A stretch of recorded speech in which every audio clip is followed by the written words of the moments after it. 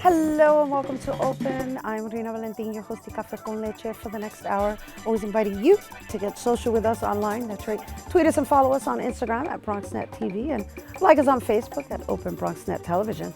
And of course, don't forget while you're there, follow me on Twitter, Instagram, FB, Snapchat, LinkedIn, Insta Stories at Rhina Valentin. All right, so now it's time for you to get out your pen and paper for today's Open Weekend Preview.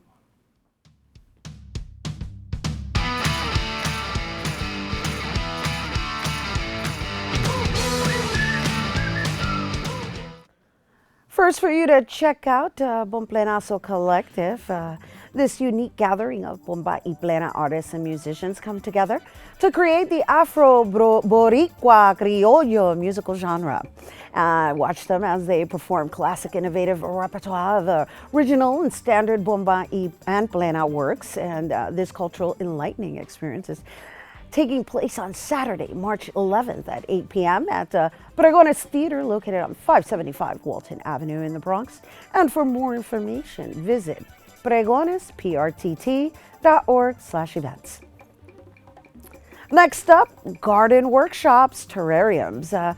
Know that, it's March, so if you want to know what that means, well, I would think, we may be a little mistaken happening today considering it's snowing, but spring is around the corner, or could be around the corner. We hope is around the corner. Anywho, so, you're going to get that green thumb ready by making your own terrarium, which is an enclosed glass jar where tiny ferns thrive in the humid conditions similar to greenhouse.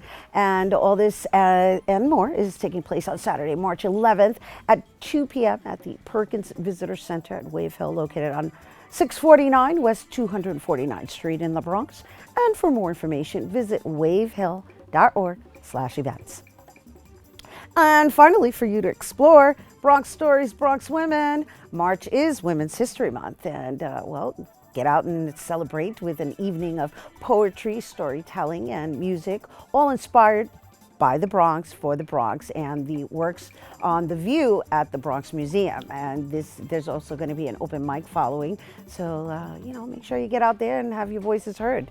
All this and more is happening on Friday, March 10th from 6:30 p.m. to 9 p.m. at the Bronx Museum of the Arts, located on 1040 Grand Concourse in the Bronx. And for more information, visit bronxmuseum.org/events.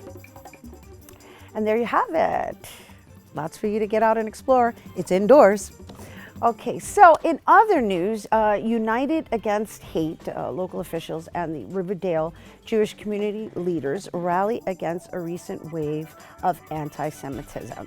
And BronxNet's cameras were there to capture the story.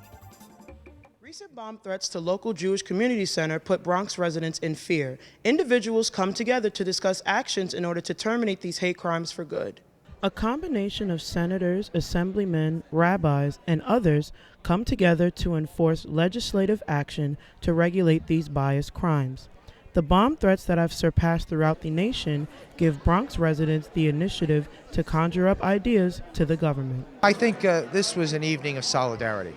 This was an evening for all of us to speak out against hate. And I think we were heard loud and clear tonight. That when you have hate that impacts one community, other communities have to respond in kind. We're either all going to sink or swim together. We have to celebrate our diversity. We have to remember who we are and where we came from. That's what makes us great. That's something that is very American, and we shouldn't back away from that. A lot of hatred has been unleashed in the past year, and it starts from the top. It starts from the president during his campaign, and it continues now as he is president. So hatred directed, whether it's against Jews, against Muslims, against Latinos, or any other group, is unacceptable, and we all have to stand strong and stand tall and united to fight against it. Although Bronx Jewish community centers have not received as many threats, the community is still concerned that centers like the Riverdale Y are not so far-fetched. To ensure that the Bronx is aware, the rally was held to support all Jewish community centers within the United States. We've had relatively few incidents in the Bronx over the years. The community in the Bronx has generally done well in terms of getting along with each other. That doesn't mean that there have never been incidents, because there have. We're also a member of the Westchester Jewish Conference, And one of my staff members had his child in daycare at one of the centers, and he was in a panic. So it doesn't make us feel good or safe, or, it's very nerve-wracking. In times like these, to see people coming together of all backgrounds, supporting one another, is our way of making America great again. This is Aaliyah Herndon for BronxNet. Thank you, Aaliyah. Okay, we're going to take a quick break, but we'll be back with more Open after this.